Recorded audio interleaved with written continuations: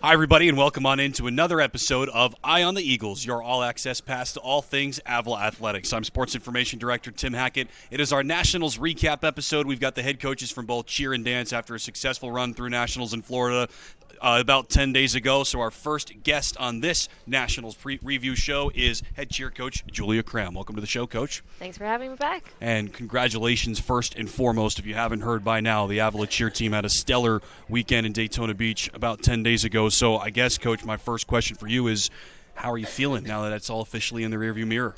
Really good. We were happy with how everything ended up turning out. It wasn't a perfect trip, but it was a great trip. We had a lot of fun when we were down there. I guess my follow-up question then for you is, what would have made it a perfect trip after how well everything seemed to end up?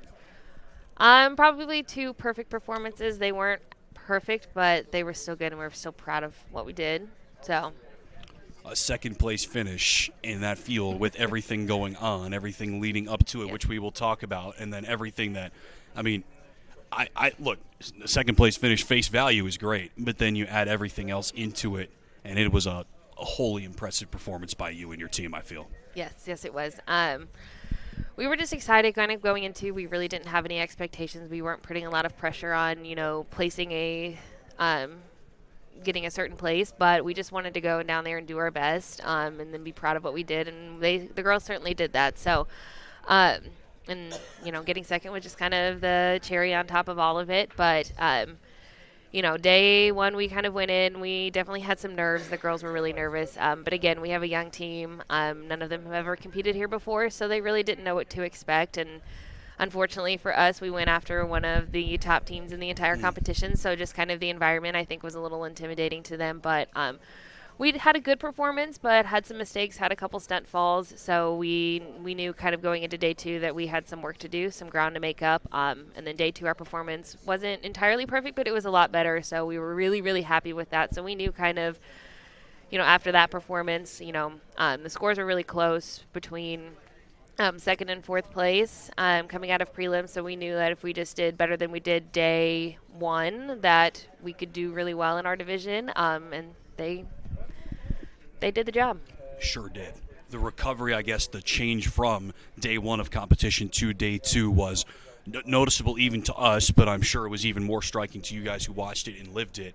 What was, I guess, the message going into day two of competition, knowing that you were in fourth after day one, but had the ability then to recover and go into day two and change up your fortunes, I guess? So we kind of had a team meeting after prelims, and kind of we just told the girls, I was like, if you guys, this is not your normal. What you did was not your normal. You just kind of let the nerves get to you, and we're like, you've done better in practice, just trust yourself. They were just kind of doubting their abilities, doubting their skills when they didn't need to. So we just kind of had a practice just to make sure they felt comfortable and confident, and then really just kind of going into day two and finals, the message we gave them was just be calm.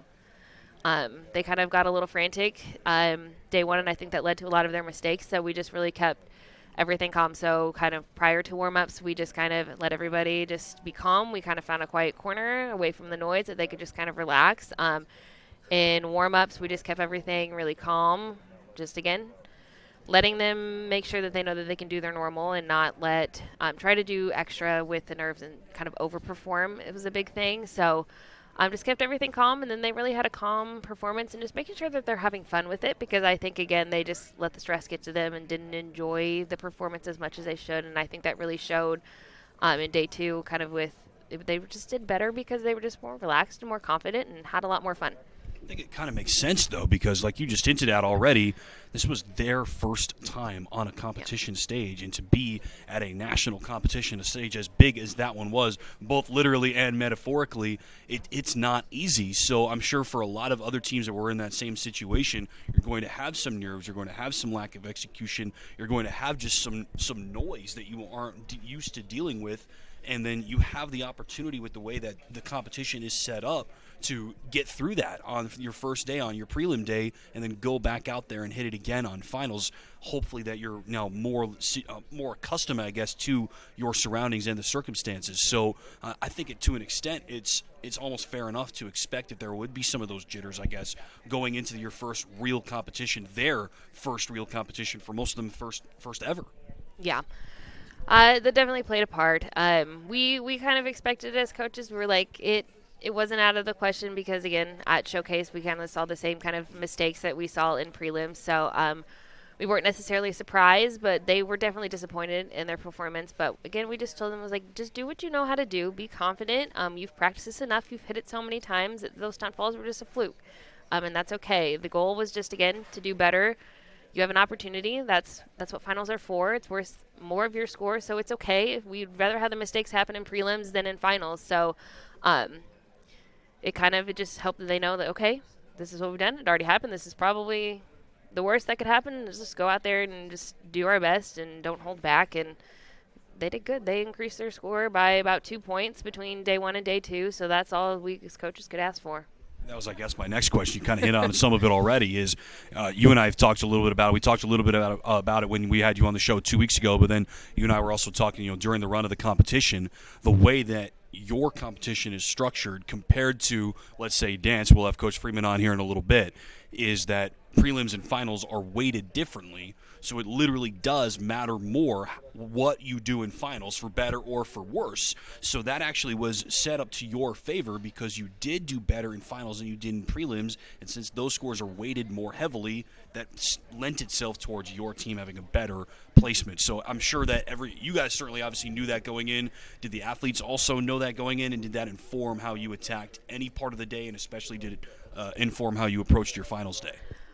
We do. We went over the score sheet as a team just so they could know, like, okay, here's what we scored. Here's what the judges want us to do better. Here's the areas we could improve, just kind of as some motivation. So we told them, I was like, without our falls, if you guys did hit everything, we would have been in a better place. We would have been in second out of prelims when we weren't because they didn't do their job. So they kind of like to know those things. We've always been kind of transparent with them of, okay, like, here's the score sheet. Here's where we're about to sit. Like, if you work harder to get this is how you can improve. And we've used that as a motivation for us all season. So we kind of had that same tactic after day 1, just being, like, the scores are there. You guys just relax and do your job, and you guys can do it. And I think that helped them kind of just be like, okay, like, this is actually an attainable goal for us, and we need to do better. And they did. So. I actually didn't realize, I guess, that you had access to all of that information, because we on the outside really see scores and placement, and obviously that's really, what matters most in the biggest picture, but that's not what matters in the nitty-gritty when you're actually trying to improve. So how much information do you guys have access to, and what do you specifically see? And then from there, how do you then turn that into something that you can teach and coach? So we have access to, like, the score sheets from the start of the season. That's public information. We find that on the NCAA website. So we kind of use that as a way to, like, from the start of the season of, okay, here's what skills we need to do to score well in competition, so we know, okay, let's start working now. Here's the progressions. We lay them out throughout the season, and this is what we want to work towards to be able to, be able to do our best and compete and be competitive. So that's definitely, like, with that, we've started with that from the beginning. But kind of throughout the competition, after day 1, we have access to everybody's scores. So we can see every team in our division, how we stacked up difficulty-wise, execution-wise, in every category. So, again, we kind of know where our strong suits are. We can see where their strong suits are. And maybe, after watching everybody's performance, okay, this is maybe how we can improve. Like, this is what they did to score high, and maybe we should do something like that. And it kind of does help us in competition from day 1 if we have a mistake or need to change something. If the judges didn't like something but they like something of someone else's routine, we can kind of make those adjustments. But it also helps us for next year. We know, okay, we did this thing in our routine this year and it didn't score well, so maybe let's try something different for next year. So one of the things that I've talked with Cindy about over the years is having that knowledge of the landscape is useful, for, like you just said, to prepare your team for what you approach and what you might, mix into your skill sets going into next year. But you just mentioned you can see, even after day 1 of this competition, how well everybody else that you're competing against, or perhaps how poorly everybody else you're competing against did in certain categories. But you're not competing against those teams directly in the sense that you're on the stage against them. You're not on the stage against them at the same time, but you are competing against them indirectly. So I have so many questions from here. So apologies in advance. My first, I guess, direct question is, if you can see that, all right, one of the teams that we're competing against is either doing this well, got scored on this well, or got scored poorly on this, regardless, does that change what you do that week? Because I imagine it's more about just, trying to maximize what you're doing, because you can't, compete against them in that sense. So if you can even see how the judges are reacting to everybody else, does that inform what you're doing, or is it just focusing on improving maybe the areas that you guys need to clean up? We really just look at ourselves because, again, by the point when you get to nationals, there's not many big changes you can make. You kind of know where you're going to sit, so it's really not much we can do at that in that sense. But we kind of do look for next year. It's like, okay, they really liked, just okay, this scored well with the judges. Okay, this certain skill did well. This is kind of what they look like. Just kind of we use it more as a tool to set us up for next year and kind of what changes we need to make, what goals we need to set. But we kind of look at that in the entire competition. Again, we're always trying to push difficulty, improve things year to year. So again, we just use that as a tool for in the future. That makes sense, because I was just kind of coming at it like, all right, you get a scouting report on everybody else that's in your field, but to me it doesn't really benefit you directly now, because you have to look at your own review, your own scorecard, and see, all right, what did we do well? What did they say we need to improve on? Doesn't matter if another team, if another team that's performing, if they're saying, all right, they're killing it at this specific capacity, it doesn't matter for us, because we have to now improve on whatever we were getting getting deductions for, or whatever they were saying we need to clean up. It doesn't even matter necessarily right now what everybody else's scorecard says. That's just for building for the future, so you know what their expectations, the judges' expectations are in the future. Exactly. Okay. And how much, I guess my hardball question for you is, like, if that is all true, and I have no reason to believe it's not, I think that's really fascinating.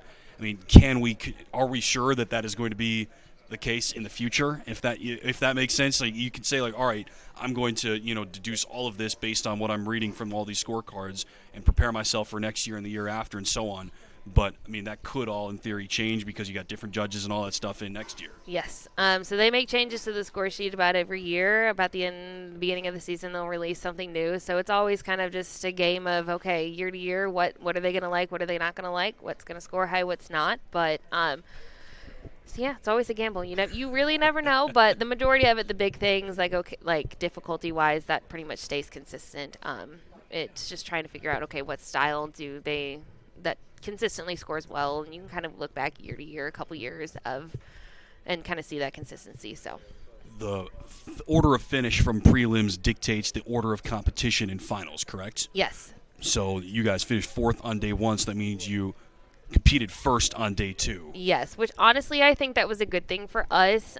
We do not do good waiting. So the fact that we just got to go right out the gate and didn't have to see anybody else, that we kind of had just a fresh, clean slate to compete with. I think that was good for us, and I think that's kind of what helped us, because, again, it just removes the expectations. Like, going in and knowing, okay, the teams before me, they all had falls or they all did well, kind of puts some pressure on them to either do good or bad, because then you kind of know exactly what you need to do, but that factor was taken away. So we kind of set the tone, and we liked that. So we hit better than most of the other teams in our division, so I think that was good for us to kind of just, take the expectation part. They had no pressure, and they kind of set the tone, and they did a good job of it. Walk us through the behind the scenes of how an event like that works, because if you are performing anything that isn't first, my guess is you have the opportunity to see other teams in your division, or are you just in the wings, in the backstage, or whatever the correct term in this case actually should be,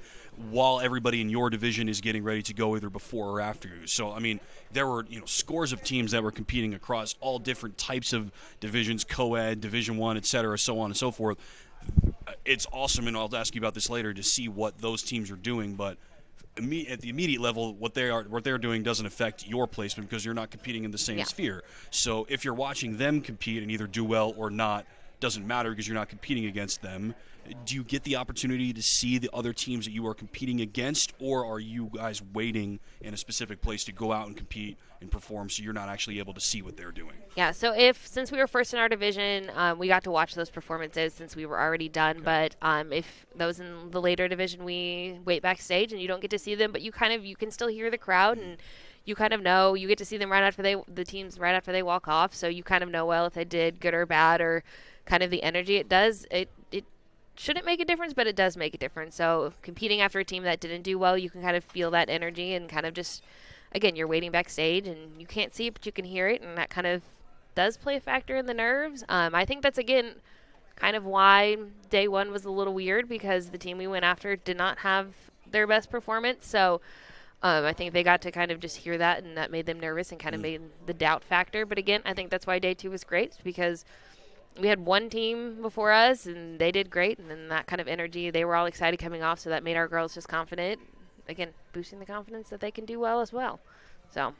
And then on day two, you were telling me you got to see everybody, because you're done, so now you get to go off stage, but then you don't have to sit there and wait. You guys then get to go to the house and then watch everybody else in your division compete afterwards. Yes. So, again, as the teams were going, they had more mistakes than us and more deductions, so we knew that, okay, this is about where we sit. We should score higher, and nobody hit day one, and nobody was really hitting day two either, so it was just a kind of a matter of who had the least amount of deductions, and we kind of knew, looking at it, okay, we could do this because our deductions should add up to less than everybody else. So I think it kind of, like, knowing that going to awards was kind of fun, of like, okay, we could really do this thing. Because again, we were within 0.2 or 3 all second through fourth out of day one. So again, it was just everybody needed to hit to do well, and nobody did, so it was kind of anybody's game at that point. What is that like then, knowing that, like, it was so close? Yeah, you're in fourth after day one, but it's so close that anything could change, or just about anything at least could change, given 2 or 3 factors from anybody involved. I mean, like you said, it's anybody's game at that point, so that means it's wide open. Yeah. So seeing that, as kind of our division went on, it was like we got a little more excited, because we were still a little disappointed with our few mistakes, even though our performance was so much better. But kind of seeing how everybody else was doing, it was like, okay, the excitement's kind of building. Like, we could do this. It was like, coaches, we know a little more than the girls do of kind of the back end of things. So we were kind of just talking. We were like, I think this is a strong possibility. I think we did it, which is good. So we didn't let the girls know that, because we wanted it, the excitement of awards to kind of be that moment for them, or them to have that experience. But we knew, and it was exciting to kind of see it actually happen. What is the timeline of that day like, based on when you compete, when you're seeing everybody else compete, when you now have an idea of what your final placement could be, compared to when you actually get that news? We had about an hour between when our division finished and when our awards were. So we kind of just waited around, and it's a waiting game, and yeah. Nothing you can do at that point, Nothing right? you can do at that point. It's all said and done. You just got to be proud of what you did and hope for the best. I won't assume. How does that feel as a team, knowing that, whether you feel you did really well or feel you didn't do very well, at that point it's literally out of your hands, because you can't see the scoreboard like you can in a football game, for example, where you know exactly where you stand. You have no idea where you stand, and all you can do is just kind of wait around. Well, you're relieved to be done, Sure. So that your performance is done and that part of the stressful day is over. But again, you're a little bit nervous. There's a little bit of just anticipation of what's the result going to be, and everybody's kind of has a nervous energy when we go circle up on the mat, all the teams for awards. But again, we're all just excited for each other. The sportsmanship between everybody is great. 3 out of the 4 teams, this is their first time at NCAA as well. So just kind of, we were just all excited to be there. The coaches were all very supportive of each other, and we were kind of all just had most of the same mentality of, let's just enjoy the experience, good or bad. We're just happy to be here and happy to have the opportunity to compete. One of the things kind of behind the scenes that we didn't talk about yet, but something that I think is important to mention, when we had you on the show 2 weeks ago, we mentioned the difference of competing outside versus always pretty much competing inside. Certainly at send-off was inside in maybe Fieldhouse, and you guys almost always practice in the pavilion, so you're not used to playing or competing outside. And we were talking 2 weeks ago about how that is a really cool factor, because it now adds to kind of the ambiance, adds to the uniqueness of NCAA versus perhaps some other events. What I never considered, and I probably should have, because we've dealt with this all year in baseball and softball, and even some with football and soccer, is whenever you're outside, you've got weather now to consider, and that ended up being a constraint, shall we say, for you guys that week. Yes, so due to some rain and some really high winds, we had some schedule changes, so they pushed our day of competition back from Thursday to Friday for prelims. So they gave us an extra day of practice. That was kind of hard. I think it, again, is just a mental challenge for everybody, because you come into the competition, okay, we had the first practice day on Wednesday. We were like, okay, let's prepare ourselves to compete. And then all of a sudden it was like, oh, wait, new plan. You have another practice day and you have to wait again. So, again, it just adds to the waiting game. It just gives the girls have more time to think about it, which is not always the greatest thing. Sure. But again, just trying to keep the intensity up to make sure we were on such a high after our practice day on Wednesdays. So again, just trying to keep that same level of energy when it's raining and the weather's gross on Thursday when we were supposed to be competing. So just making sure again, okay, and let's just use this as another opportunity to prepare. But again, it's a challenge. It's hard anytime any changes happens. But the girls were resilient. They took it with a grain of salt, and they were like, okay, we're still here to do a job. We're still excited either way. One day later, great. We'll get to compete eventually, hopefully, and we did. But they did a good job of handling that. And again, just doing a job of mentally being present still, and still having fun, even though it was different. It was a change, and yeah. When did you know of that change? Like, did you wake up on Thursday thinking, all right, we're going out there to compete today, and now we've got to change it up? Or did you know the night before, or what was that time like? So our division, since they were later in the day, they were hoping to get some teams were going to still compete in the morning because the rain wasn't supposed to be till the evening, afternoon. So they had already moved our division. We knew Wednesday night that change was being made. So that was schedule version number 1. But then we woke up on Thursday and those teams couldn't compete because the weather was still bad, so they had to change the schedule again. So just having those many changes, okay, we told the girls, okay, this is new plan, and then we're like, scratch that. Here's plan number 2, option number B. So that was a little challenging, but again, NCAA did a really good job of communicating and making sure that, as soon as they had something, we knew as coaches, and they helped us plan as much as possible. So it wasn't as bad of an experience as it could have been. It went pretty smooth once everything was said and done. I can't imagine that is an easy setup at all. And like you said, it wasn't just your team that was affected. It was literally everybody that was there. Everybody had their game plan and their itinerary for Thursday, Friday, or Friday, Saturday, and then everything got shifted by a full day. So, it can't be an easy situation to be in for anybody. So, what was that like, and how did you guys get through it? What did you do to keep kind of emotions in check and keep the focus set on, all right, we're going to compete at some points and just got to be ready for whenever that is? So we just gave the girls some time on Thursday when we were supposed to compete to kind of explore Daytona and kind of have a fun day. Obviously, we still had practice that day, so but just let them explore and have the fun, get to enjoy each other as a team. I think kind of that part was important for us as coaches to just keep the morale high. We didn't want them sitting inside gloomy all day of like, so we just kind of let them get some fun out. Kind of that helped. So they had a lot of fun still, even though the weather wasn't ideal. But again, we had dinner as a team and just kind of, again, just redid everything we did the day before of, okay, let's prepare for competition, and this is our mindset. And we kind of just redid everything, and it worked out for us. You mentioned last time we had you on the show, and then earlier today, you didn't have specific expectations. We're not going into this saying, all right, we need to place here or above for it to be a success. How was the team feeling officially when you got into that awards ceremony on Saturday evening, knowing that you had placed second? What was that like? Oh, they were so excited. I had told them their score of like, okay, this is our score. Because again, when they go through, they announce everybody's score with their placement before they announce the team. So when they heard, we just wanted to place top 3. That was, I think, our main goal, because we just place top 3, we'll get a trophy. That's great. Beat one person. So when they announced 4th place, and that was not our score, and we knew our score was higher, they seeing the excitement on their faces was so awesome. Just knowing that, okay, hey, we did the goal, we did the job. And then when they announced 3rd place, just them realizing that, oh, we jumped that far, we did that well.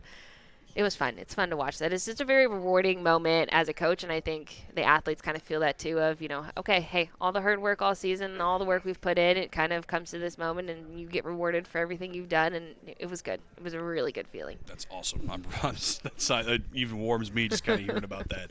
That's awesome. I didn't get to see that happen live, but just thinking about it, it's just we've been there to some extent where it's just like, you now are realizing that we've done even better than we expected that we even could, or certainly did after prelims. So then you get to see, all right, we not only improved ourselves, but we've now achieved something. We've accomplished something, and that has to be an incredible feeling. Yes, it is. It felt really good. Not gonna lie. Kind of made everything worth it, and all the stress of the past month or so, kind of leading up to nationals, just and the stress of being at nationals with everything. It was a very rewarding moment. And now you're finally through all of that, all the stress and some of the Yes. elation with it that now comes at the end of that tunnel. How are you feeling now? Really good. I think this is some really good momentum to kind of bring us in. We have a couple weeks off, and then we start working on next season. So it's good momentum, good motivation to kind of kickstart us into the new year and the new season. They kind of have seen everything. They have some big goals. Like they were excited about second, but now we're kind of setting our sights on first. So they're ready to get to work of, okay, how can we reach that goal, and how can we get better, and where do we start, and when do we start, and let's go. It's awesome that they have that mindset, because Yes. that was one of my final questions for you. Is we've been going into this season, into this competition specifically, saying, all right, we've got almost exclusively underclassmen athletes who have never competed at this event before, and now you've got all of these athletes that have competed at this event before. This is looking way too far down the line, but I'll ask anyway, how can you now leverage that and capture some of that and move it into next season, now that you as a team and all of them individually have this experience under their belt now? I think it can only help us. We really focused this year a lot on just building foundations, rebuilding technique, kind of building the skills. Knowing we didn't have any seniors, that we're going to have these kids for a while, we can just really build off of all the skills that we have this year. And the talent we have coming in is really great. We have a big recruiting class of some really talented kids. So it's just kind of growing off of what where we are now. We can start from where we ended. Instead of starting from the very basics, the very beginning, we can start from a more advanced level, which I think will help us to just get farther and do better skill-wise for next season and have bigger goals, and let's win a thing next year. That's awesome. Well, Avila cheer in their return to the Nationals mat, a second-place finish at the NCAA Championships in Daytona Beach 10 days ago, and you're looking at the architect of it. Head coach Julia Kramm, congratulations on your performance. We're proud of you. Well done. Thank you so much. That is head cheer coach Julia Kramm. We'll be back with head dance coach Cindy Freeman in a few minutes. You're watching Eye on the Eagles live from Tanner's at Redbridge.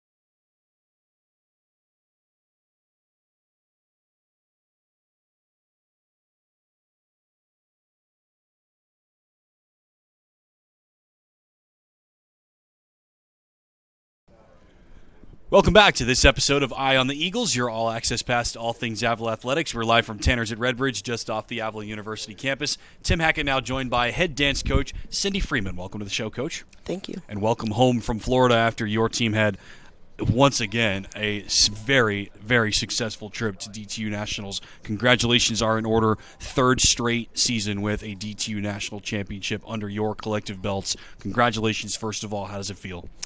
It feels good. I mean, we've worked so hard, and the odds of doing that 3 years in a row are kind of stacked against you. And we had a target on our back. There's no doubt in my mind about that. And I'm just really proud of the team and my staff and the choreographers and everything they did to allow us to win another time. And we know, as we talked about with you the last time that you were with us, there's so much that goes into it. Mm-hmm. So seeing everything that you have built up to over the last, you tell me, 9-10 months into that last week or 2 weekends ago, how rewarding was that? It was amazing. You know, you never know how things are going to go until the ladies get on the floor and they've got the adrenaline and everything in the moment happens the way it does. So it was very rewarding, and I couldn't have been prouder of them.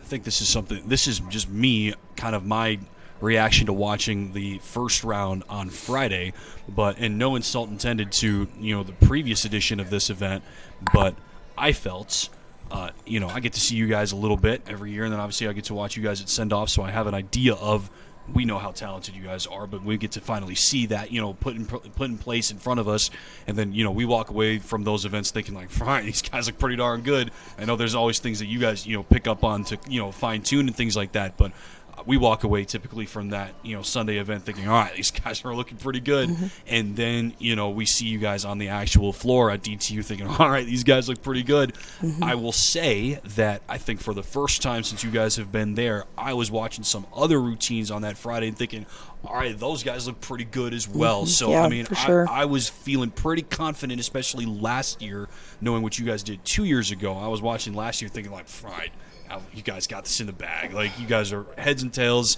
above, or at least, at the top of this level of competition. And to say nothing about what you guys is, you guys still look great. I'm not saying you guys didn't look good, but I was looking at some of those other teams like, it's not going to be a cakewalk this time. You guys had some serious competition. And before we kind of get into the nuts and bolts of what your team did that weekend, I thought it was just important to mention. It was like, all right, this is a good competition. There were a lot of really good teams, and I think, the final placements really reflected that.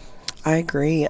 Everybody brought their A game this year, which made me happy, because if I'm going to have a win, I want to win against people who are very competitive as well. So I was really happy with everything. Yep. That was something that you and I think talked about going into the event 2 years ago before you went to DTU for the first time, knowing that you would be against, similar schools, first of all, but then hopefully schools of, similar talent level, because, winning is always great, but you don't want to be 30 points ahead of everybody else where you just completely stomp them every single time. That's some of that I'm sure is, rewarding, but you want a competition to some extent. So yep. Do you feel like that was the situation this year, and then you still come out on top, at least one of them that's, I'm sure, feels even better than it would have otherwise? Absolutely. Like I said, everybody brought their A game, so we were really pleased with seeing the competition. And before you go on the floor and after you've been on the floor, it also fires you up because you get to watch those people. So it's pretty inspiring.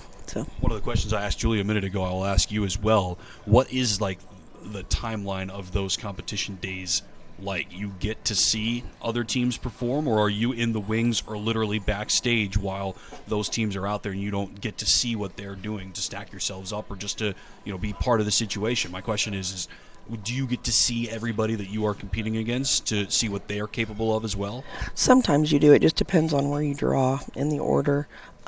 If you go early in the order, then you can go out in the audience and watch everyone.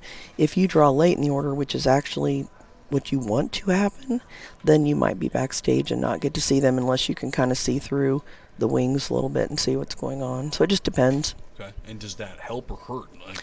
Getting the ability to see everybody else, whether you're drawn early or late, it's a bit of a toss-up to some extent, but does that help or hurt a team's performance potentially?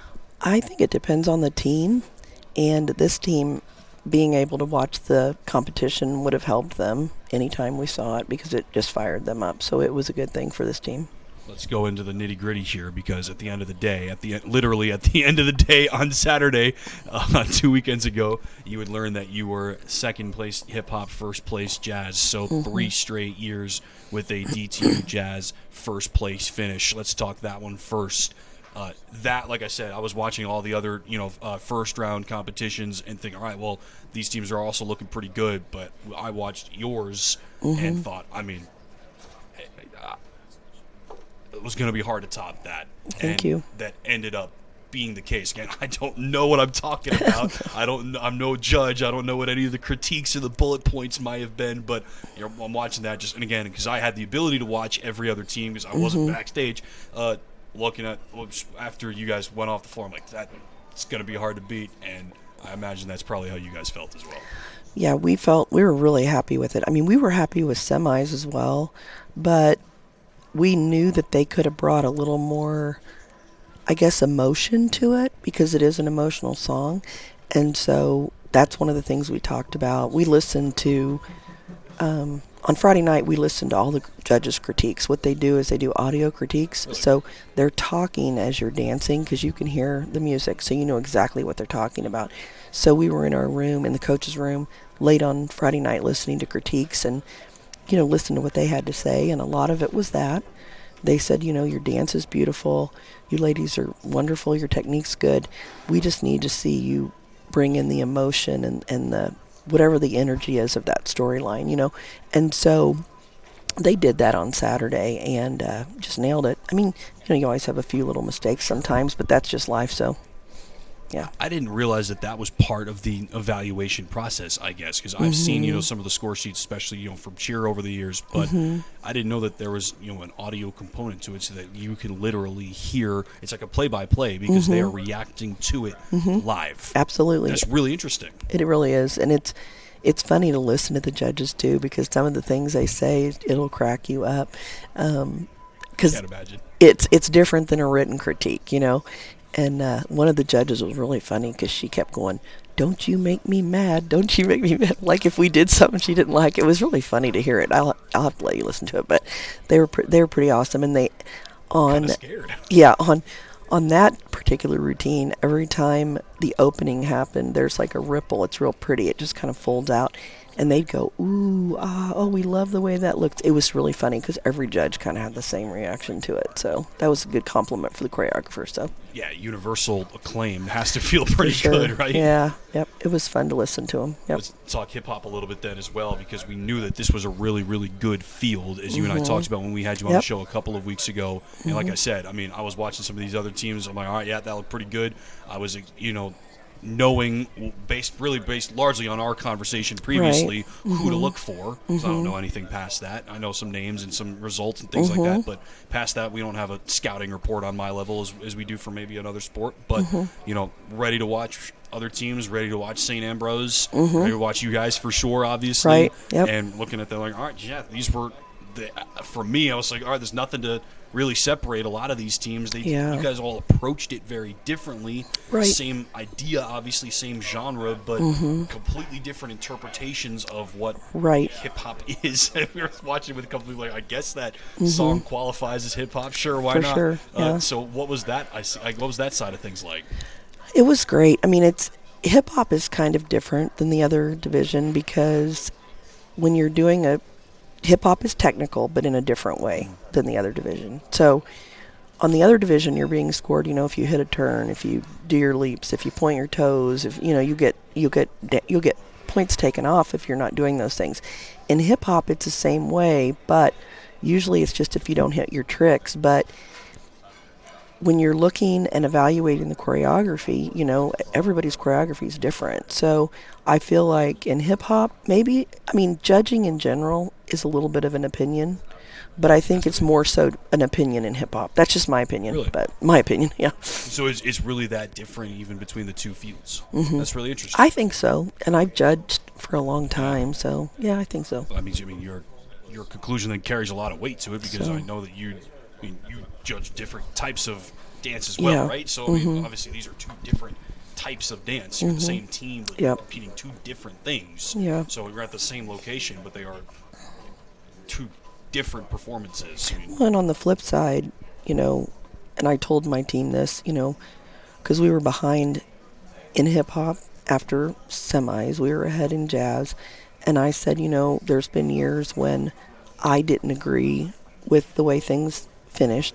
But I also know there's probably been years when people didn't think we should have finished as high as we did. So, there's give and take on that opinion. I mean, so it's not just because it's my opinion doesn't mean it's right, I guess is what I'm saying, I guess that's why there's a team, because of judges. Exactly. How many are there?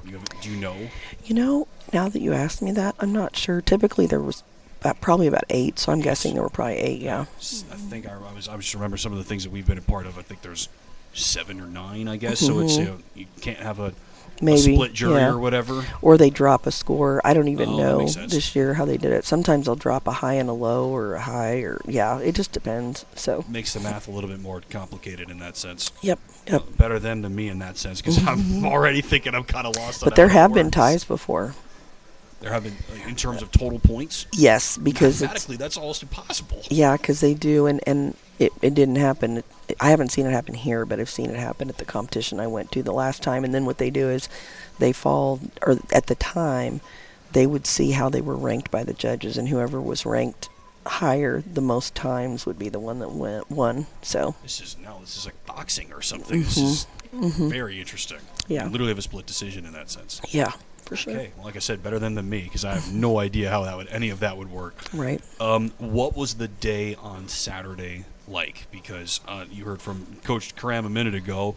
They had about an hour turnaround from when the final team in their division finished performing their finals. You gotta kind of wait, hold your breath, and then you get your final placement right to you about an hour after that. I know you guys had a little bit longer than that to wait, shall we say, between when you finished your final performance and when you got your results read to you. It was a little bit of a longer wait. Yeah, it was a longer wait. We actually, I think we performed like an hour and a half apart maybe for each division, and then we had several hours that we had to wait until, I think it was like 10 or 10:30 before we knew what the results were. So it was a long day. Yeah, makes for a long day, I'm sure. It was a long day for us when we had softball at home, so I got back home and was ready for the results, because I was very anxious to see what had happened, but thinking like you guys were there, got there, probably were rehearsing and practicing the night before, knowing you guys, and then just had your semis the day before, obviously, so that was exerting. Then you had to practice that night, and then out there performing obviously on Saturday afternoon, and then we're waiting around until Saturday night to hear good news ultimately, but it took a long time to get to that point, so I can't imagine that waiting game was a lot of fun to play. No, we were all exhausted, because when we arrived on Wednesday, we arrived late, and then Thursday we practiced for 4.5 hours. We went over to the venue and practiced, and then we practiced in another area. And then kind of the day Friday was, you practice, then you go on the floor, and then you practice the other dance you're going to do, and then you go on the floor. And then on Saturday, same thing. While we were getting ready to go on the floor for hip-hop, we were in a room running our dance, so practicing, running tricks and running the dance. And then once you get through, I always tell them to focus on the dance we're about to do. So I'm like, don't think about the dance that's coming up later. Let's just focus on this one. And then after we did do hip-hop, then we changed into the other costume, and they started practicing again and running the dance again until they went on the floor. So by the time they were done competing, I think they probably just had like an energy, like they were drained, because they kind of could finally let that happen. And it was a long wait, but it was worth it. So, I bet it was. Yeah, it was. I love the fact that they live stream those, because you get to see everybody's reactions live as it happens. And it's fun to see. I mean, you can tell even from where the camera is, the anticipation, the tension that mounts, the excitement for the teams that are left standing, if you will, and then for whoever's finally presented with first place, the elation that finally is poured out. Like you said, you kind of got that emotional drain at that point. And I mean, once you were given those two final placements, 1 second, 1 first place, what was that like for you and for the team? It was really exciting. I am thrilled with how we finished. And we were we finished exactly where we were after semis, which you start from a clean slate. Your scores don't matter from Friday, but we finished exactly where we were, which was different from the past Right. 2 years because we came from behind and won on at least one division. I think both last year. But I was super excited. I was very happy, and the competition was great. So to finish first and second was an honor. So, I mean, I didn't even ask you this. I just kind of ran with this assumption. Was the competition level as good as I was perceiving it to be from home? Mm-hmm. And were those other teams, actually as good or close to your level as I was thinking? Yeah, they were. Yeah, the competition was really good, and we knew that going into it that it was going to be. And again, when you have judges that are watching and have an opinion, it's so important to put everything, I guess, as best you can on the floor and hope that the judges like it. So you just never know what's going to happen. Yeah. But what has happened now is that you have, and your team has, really turned this into a dynasty. I mean, that's the expression that we hear a lot around here with the football team that plays at Arrowhead Stadium. They've talked about, if you win 3 in a row or 3 out of 4, which is what they've done, that's now a dynasty. And you guys now have national championships 3 years in a row. So, to win one is usually hard enough. To go back-to-back is usually what, sets the team apart. And you guys have now won a first-place finish 3 years in a row. It's pretty incredible, I would say. It is. I don't know, it's a lot of pressure, too. So, and that was evident. I mean, I put a lot of pressure on myself as a coach. Sure. But it also, when you get there, you can feel kind of the energy of other teams, and it's like, I don't know. You can just see the other teams supporting each other and maybe not cheering us on as much as they do each other, which I understand that, but it's hard. We had a target on our back for sure, no doubt. So that was going to be my hardball question, actually, so I'm glad you brought it back up. That's literally where I was going next, is how does that materialize? Because like we were talking about with Julia a minute ago, you aren't directly competing against these other teams. I'm not saying you're not competing. You're competing indirectly against them because you're not sharing the floor with them at any point. Right. So you cannot directly compete against them toe-to-toe, if you will, literally in the case of your sport. But so how then does the idea of team to beat, target on the back, defending champs, how does that materialize in this sport? I don't know. I mean, I think it's just like any place, you hear about teams going, I mean, and you referenced the Chiefs. The underdog sometimes gets more support, and so going in, I don't think the people we were against were underdogs, but I'm sure there's some people that felt that way because we'd won before. Sure. I don't feel that way because I know there's some teams that we competed against that have had a lot of success in other areas, So, but I just think that's human nature, I guess. That's fair. I mean, you're right. It does materialize everywhere, and then ultimately somebody has to win. Right. So then if you're now competing in the field against that team that had won previously, everybody else by default is punching up at them. Yep, for so sure. The fact that you guys have staked your claim now at this specific event over the last couple of years, I mean, it's got to carry some eminence already. I mean, we've already seen that organization, DTU, recognize what your team has done after that first year, bringing you back to that showcase that you guys were a part of going into last year. You can tell me, you can explain better what I'm attempting to, refer to, and then something that I don't know if this has happened before, so correct me if I'm wrong, but I didn't get to see it live, but I'm glad that, one of the parents posted it on Facebook afterwards. You see, some of the teams get the sideline interview over the course of the day with one of the hosts there, and your team got interviewed, and I have never seen that before. So they don't interview just anybody.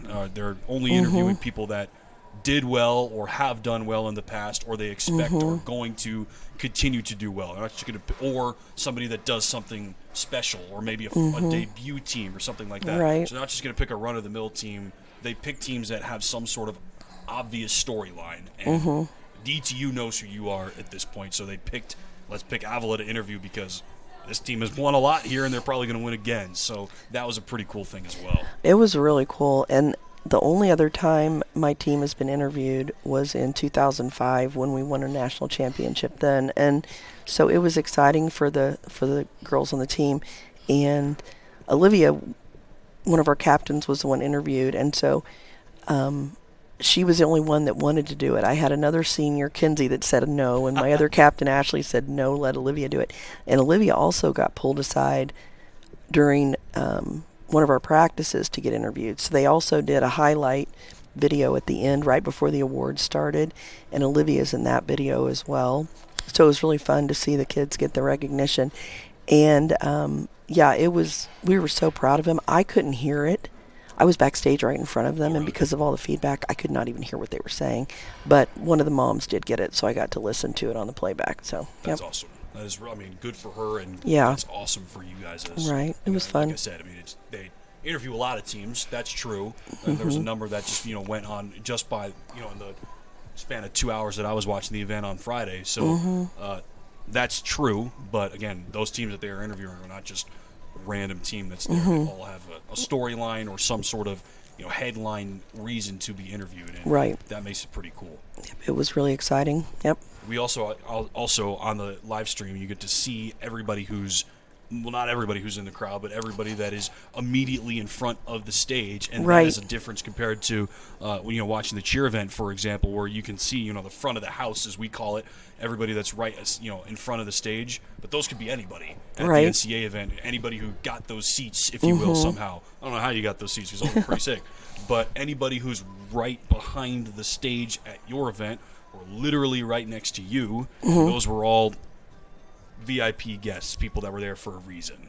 Right. And so my assistant coach and I were splitting center, and my granddaughter's my videographer, so she's on center right there. She's videotaped the last 3 years for us, and I'm superstitious, so we kept her right there to videotape. She's only 11.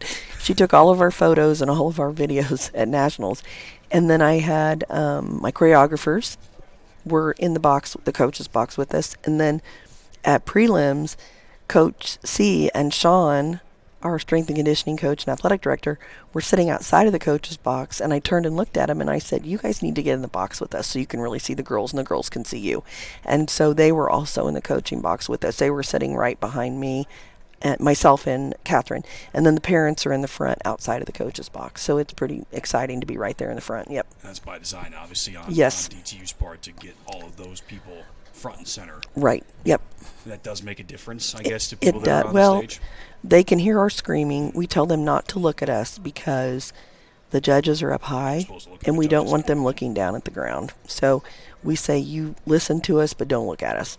Look at the judges. Make eye contact with those judges when you're dancing. That's actually now making it a little more difficult because, I mean, the eye levels are completely different. So the judges are probably up near where the camera is, so they're looking near where you're watching from. Yes. And it's literally nowhere near where you guys are. No, and you're right. The camera is right up where the judges are. Yep. Interesting. I never really thought about that side of things. But let's zoom back out to finish up. This is, like we said, 3 straight years with a first-place finish and 1 first, 1 second place this year, capping off a really impressive run of success for you guys at this event. I mean, I use the term, and I know others have already. It's a dynastic run through DTU. It's an impressive, significant milestone stretch for you and for your team. It's really impressive. Thank you. Thank you very much. How are you feeling now that it's all officially in the rearview mirror? I feel really good. It's funny because we finish, and we all look at each other within about 5 hours, and we're like, okay, let's get started on next year. That's literally what we're doing. And I don't know that everybody realizes that, but you kind of see what works, and you go, okay, let's think about it now. And so you start thinking about that, and you're recruiting, and you're literally, as soon as you're finished, you're excited for the team, and you celebrate for a little bit, but you're ready to get down to business again and get ready for next year. So that's where we're at right now. So I lied. Here's one more hard question for you, then I'll finish on a higher note, I promise. Is there any disappointment knowing that you finished first place in both of those events the last 2 years, and only one of those 2 events this year? So you got 1 first, 1 second, which certainly objectively is a great way to go, but it's directly, objectively not as good as it was last year. Is there any sense of disappointment like that since you didn't get first in both again, or is it still a successful weekend? Still a successful weekend, and I loved our hip hop dance, and I loved what our choreographers did. I loved what the team put on the floor. We were beat by another team, and that team was very talented and very good. And I really admire St. Ambrose. They have a lot of talent, very athletic dance team. So, you know, it is what it is. So it just kind of gets a fire in our belly, and we'll start talking about next year, and that'll be an inspiration for us. So. And I know that this is something that we didn't talk about a lot 2 weeks ago because I wanted you to be able to, keep some cards close to your chest and not have to unveil all of your secrets. But now that you're officially done, and now that you are officially a national champion in this event with that jazz routine, that lyrical routine, to use your terms, is there anything in particular about that, the song or the piece or the setup, that you want to talk about now that you can officially reveal that? Yes. Whitney Houston is my favorite artist of all time, and so I guess you could kind of say maybe it would be a bucket list thing for me to dance to one of her songs, but I also knew that if you dance to a Whitney Houston song, in my opinion, you need to be able to match the lyrics with the talent, and we knew we had that talent this year. So when my daughter and I talked about music, we had a couple of songs we narrowed it down to, and I never tell my choreographers what song to use because they need to be inspired to choreograph, in my opinion. So we had a couple of songs, and I didn't tell Mandy which one I wanted. I said, you decide. And so she taught the girls choreography, or she taught them the turn to both and a little bit of choreography to Whitney to see what they would do. And in the dance world, because we even talked to our hip-hop choreographers about what we were thinking about doing, because we're all friends. And they said, yeah, it's hard to do a lyrical piece unless you have a really good team, and you have a really good team this year. So that's what we did. It was a bucket list thing for me. I had a vision of the costume and the colors I wanted to use, so I designed that costume, but I knew it would be an emotional moment for me to see that dance on the floor. And, just the fact that it's Whitney and my daughter did it, choreographed it, and it was everything that I could have ever imagined and more. So Even once after that Sunday 2 weeks ago, when you let them off at send-off, only having to perform it once, I asked you about it the next day because that was 2 Mondays ago, the day after that event. It doesn't happen often. No. And we saw that again. I was only able to watch that sort of. You were watching it directly, obviously, but the fact that it was a one and done, again, rare. That even it indicated to me, I was like, all right, well, you guys are probably feeling pretty good about it. The girls were obviously very excited about that because they know that that's a rare occurrence. Right. And then, like I said, when I watched that in the semifinals, I'm no judge. I don't know what the criteria are. I don't know exactly what they're looking for. I still don't know exactly what they're looking for. Right. But I saw that. The semifinals performance. I'm like, yep. Like I said earlier in the show, I said, you're not going to top that. Thank you. I don't know. I didn't know if any other team was going to top that. They clearly didn't. But in terms of execution, in terms of how I thought you would feel about it, I'm like, not going to get a lot better than that, I don't think. So I didn't get to see the finals performance live. But clearly, like you said, in contrast to how the cheer event was set up, the semifinal score doesn't really matter. Nope. In the sense that the only thing that dictates what that final placement is how well you do at finals, correct? That's correct, yes. Okay. So then clearly the finals performance was just as good. Yeah, it was better. I mean, the energy was amazing. And I will tell you, before we went out, because that was our last dance, we were all really emotional backstage. I told some of the parents after, I said, I have never cried back. I'm not a crier, but I've never cried like that backstage getting ready to go on the floor. And I think it was just so much. It was the piece. It was the team, it was the choreographers, it was just the whole thing and how exciting it was, and knowing that everything had culminated to that moment. We were about to put the last piece on the floor, and so if you watch the close-up video of the team, the one that my granddaughter videoed, not the one from back where the live stream was, you can see the girls' emotion. They're literally crying on the stage while they're dancing, and it was so intense in a good way to watch and just see them leave everything. And I told them, I said, just leave your heart on the floor with this piece. That's all you've got to do. Just go out there and know you owned it and leave your heart on the floor. And that's what they did. How do you do that as a dancer for a piece like that? Because it means clearly a lot to you. And then by extension, it means something to the team. But I'm not suggesting they're faking it. That's not exact. Don't interpret it like this. But no, I know. You have to create something out of nothing to an extent. And I know as a performer as well, I've been emotional in a performance myself, and a lot of that is true to you, but you gotta, kind of ratchet it up to an extent. So how do you create that emotion such that it is visible and obvious, apparent to everybody who's watching, even if they know zero about the context, which none of those judges are going to know anything about the context, 'cause they shouldn't. So how do you, as a performer or as a coach, I guess, teach that and encourage that and make it happen? Because I know that it's not easy. Well, we always give the girls a storyline. And with this one, it was more, we said this song's about kind of longing for something that maybe you're not going to get. And we gave a general description of what we thought it should be. So after we heard the judges' critiques on Friday night, I said, I realize you all are too young to have watched the movie The Bodyguard.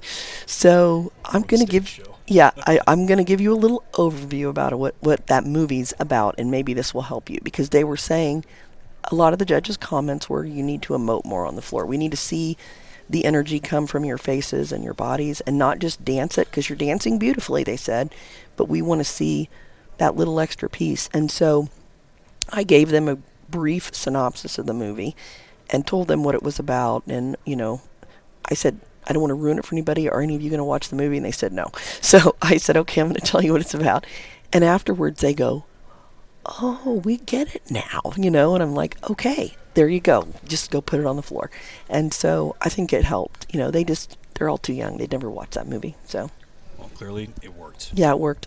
Well done. Thank you. Congratulations. Thank you. That is head dance coach Cindy Freeman after her team wins a DTU National Championship for the third year in a row. The Glitter Girls finished second in hip-hop at DTU and first in jazz in 2024, their third straight year with a DTU Jazz National Championship. The dynasty officially extended this spring in Orlando. Head dance coach Cindy Freeman, thank you for being here. Thank you for having me. And congratulations once again. We're proud Thank of you. what you and your team have achieved. Thank you. Big accomplishment, a huge undertaking. Well done. Thank you. That's going to do it for this episode of Eye on the Eagles. We've got only one more scheduled here in this 2023-2024 season. We'll see if maybe we have to add one extra at the end of it. But as it stands right now, we've got one more scheduled. So be sure to tune into that. Don't miss it next week with Charlie Kennedy and Matt Carpenter, our final scheduled Eye on the Eagles of this school year. Thank you to everybody who makes this happen and makes it possible. Thank you as always to Tanners at Redbridge for hosting us. It's been a tremendous host site for us this year. And thank you to my team, Keaton Ashby and Darian Miner, for all the work that they do to make this happen. I just kind of roll in and sit down and grab this microphone and we just take it from there. They do all the behind the scenes stuff and then they get to sit there and eat while I'm talking for an hour. So good for them. They get a break. Thank you to both of them for all the work that they do to make this happen and for all the work they do for my team. So for all of us at Avila Athletics, everybody here at Tanners, I've been Tim Hackett. We will see you next week for the final episode of Eye on the Eagles. Until then, so long from Kansas City.